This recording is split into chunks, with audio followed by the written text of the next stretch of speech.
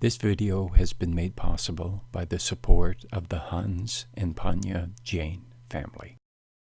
How matter affects the characteristics of soul. Namaste and welcome to this Applied Jainism presentation, which will begin to explain the dynamic relationship between soul and matter and why this is important for your happiness and fulfillment.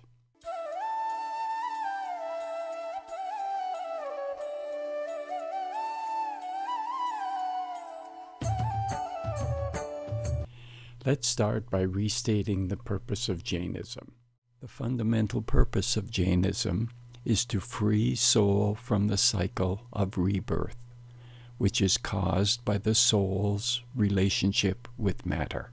An ultimate experience in the procedure is the full effect of the soul's characteristics, because that is what soul, your soul, is striving toward. The full experience of its awesome characteristics. In other words, the soul, your soul, is striving to experience itself in its pure, independent state. Why is this important to you? One personal reason: the more you assist your soul in its striving, the more happiness and fulfillment occurs in your life. In this video, it was shown, using science and logic, that the real you, the soul you, is eternal. That is, as the Jains say, you exist from beginningless beginning until endless end.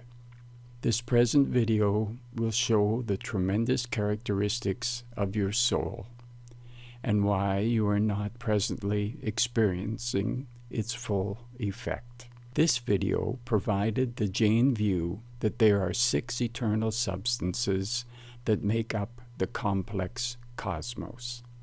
That is, 6 substances only that make up reality: souls, matter, space, time, motion, rest. It is the 2 substances, soul and matter, which are the main characters in the dynamic relationship that underlies the Jain tradition.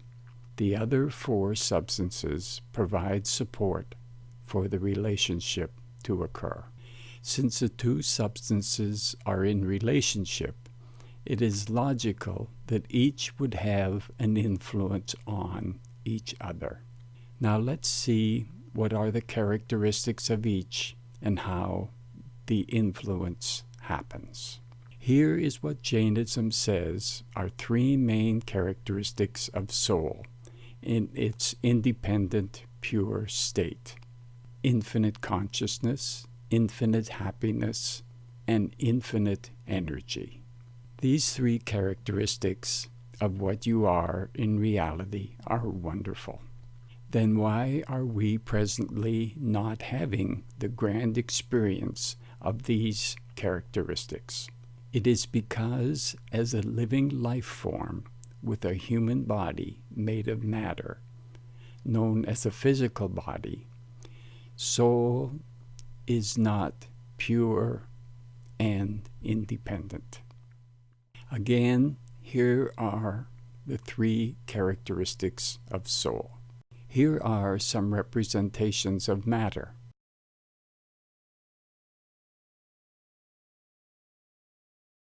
Here I'm representing matter as these dark spots, which will be incorporated later when the relationship between the 2 substances is illustrated. Here are the characteristics of matter with respect to soul: non-consciousness, non-happiness, but the similarity of energy. Now we can see the influence one has on the other and specifically answer the question of why we are not experiencing the infinite characteristics of soul. It is logical to assume that the non-consciousness, non-happiness, and energy characteristics of matter will have a limiting or reducing influence on the consciousness, happiness, and energy characteristics of soul. You could ask the question, if it is our physical body that is limiting soul, why wouldn't we experience infinite consciousness, infinite happiness, and infinite energy at the time of death, when the soul separates from the body? Jainism presents a unique insight. Here I'm representing soul as a flame, which also indicates its independent, striving nature. According to Jainism, there are superfine particles of matter, known as karmic particles, that accumulate on the soul and which remain with the soul upon death of the body. It is these particles which determine the destiny of the soul in the next lifetime. The particles remain with soul until soul is purified of all the fine particles. The procedure to remove matter from soul is known as purification of soul. Jainism also provides the insight into how the karmic particles accumulate on the soul and how to avoid and remove the accumulation of the particles. Recall with the comparison with the characteristics of soul and matter. There was one similarity: energy. It is this mysterious energy that permits the relationship between the two. As Jainism is an explanation of reality, the explanation of the accumulation of matter on soul must be supported by science. Energy is the key to how the process occurs. Thus, a scientific illustration of an energy wave can be used in the explanation. Jainism recognizes our emotions as energy, and it is our energized emotions that cause the accumulation. How so? This picture of an energy wave shows how. The natural state of soul in its pure state is equanimity, as shown here. Our emotions cause the energy to fluctuate, as shown here. The emotions act like a magnet, which attract the karmic particles to the soul, which in turn create a pattern that determines our experiences and our destiny. The destiny which is created occurs both in this lifetime and the next. Emotions which accompany love, caring, sharing, helping other living beings, accumulate karmic particles that result in a favorable destiny. Emotions which accompany harming others accumulate karmic particles that result in an unfavorable destiny. The more intense the emotions, the greater the karmic particle accumulation. Also, it is logical that the degree or amount of energy in relationship with soul will limit the soul's characteristics accordingly. In other words, more matter would mean less experience of the soul's characteristics. Less matter would mean greater experience of the soul's characteristics. Jainism, 4 restraining passions. There are 4 strong emotions which Jainism terms passions that attract and accumulate the most restraining karmic particles on the soul. The 4 passions are anger, greed, ego, and deceit.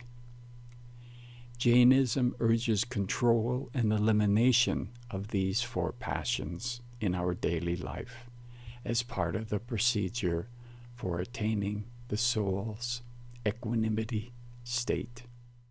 It is the passionless state of equanimity that facilitates the removal of the karmic particles, thereby increasing the experience of the soul's characteristics and the soul's eventual liberation. The great significance of equanimity in the Jain tradition is expressed in this quotation from An Introduction to Jain Sadhana by Professor Sagarmal Jain. Equanimity is considered as a core or essence of religion, because it is the real nature or essence of all living beings, including human beings also. In a Jaina text known as Bhagavati Sutra, there is a conversation between Lord Mahavir and Gautam, his chief disciple. Gautam asked Mahavir, "What is the nature of soul?" And Mahavir answered, "The nature of soul is equanimity." Gautam again asked, "What is the ultimate end of soul?"